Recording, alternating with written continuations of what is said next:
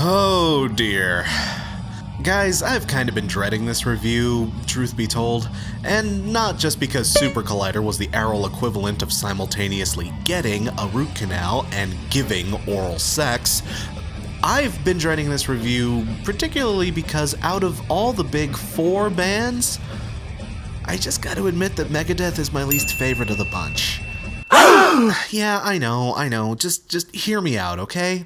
While albums like Peace Sells, Rust in Peace, and Countdown to Extinction are beyond choice, I just always had a rough time getting past Dave's nasally Muppet vocals and his occasionally god-awful lyrics. I haven't really liked any of their post-Risk output, even the stuff that some people say is alright. And as the years pass on and as Dave gets nuttier and nuttier, this band just continues to slide on a steep downhill slope.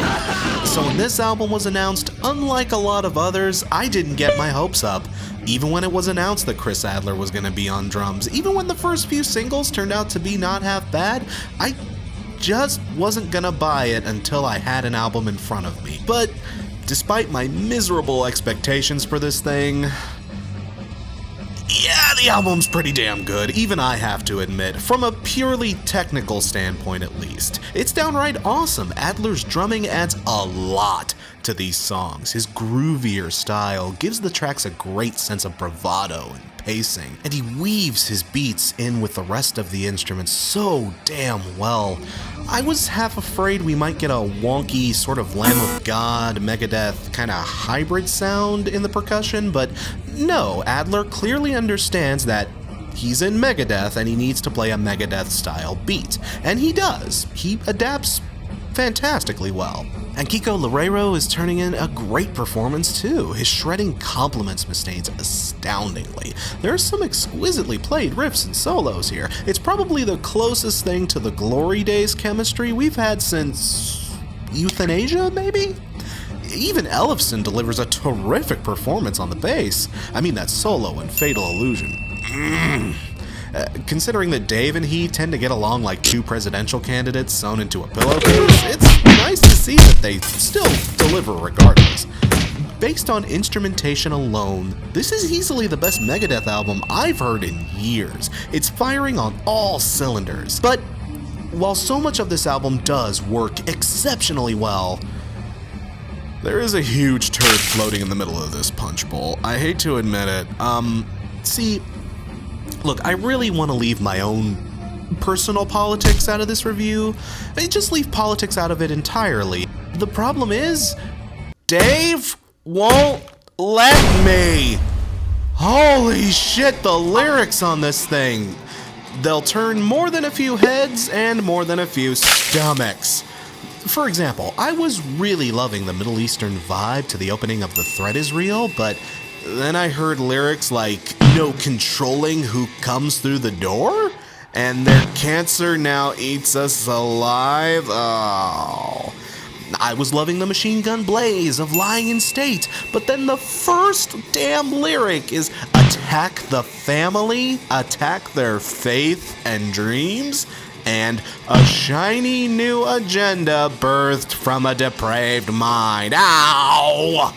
And the less said about post-American world, the better. I mean, they aren't all like this, to the album's credit. And yeah, it's not like anyone really looks to the guy who wrote Trust to provide them with complex, nuanced analysis. If you can shut your brain off to the lyrics, then yeah, there's a fuck ton to still be enjoyed here.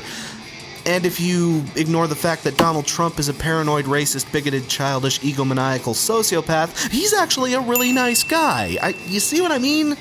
And please, right-leaning viewers, I'm not trying to pound you into the dirt here. I promise I'm not. I did want to try and overlook these elements and just enjoy the music, but the lyrics are so ham-fisted, it's just really hard to turn a deaf ear to it. I mean, even if you are riding the elephant, you gotta admit, these lyrics are just kind of clumsy and dumb. I mean, this is not the guy you want representing your viewpoints here. And I'm just letting you all know, if you aren't the kind of person that freebases the O'Reilly factor, then yeah, this is probably gonna be a big turnoff for you. And again, I hate saying that because the album does have so much good going for it. It's musically wonderful, it's easily the best post-Risk Megadeth album we've ever gotten, and you know what, despite its problems, you need to spin it at least once. It is genuinely, objectively good in many ways, but for all of its positives, it's still mired in all the faults that make me not care for Megadeth in the first place. Dave's vocals are crummy, the lyrics are distracting and dumb, and overall, it's an exquisite bowl of punch that does have a turd floating in it, but some people are into that, I suppose. Dystopia gets 3.5. Traditional family values out of 5.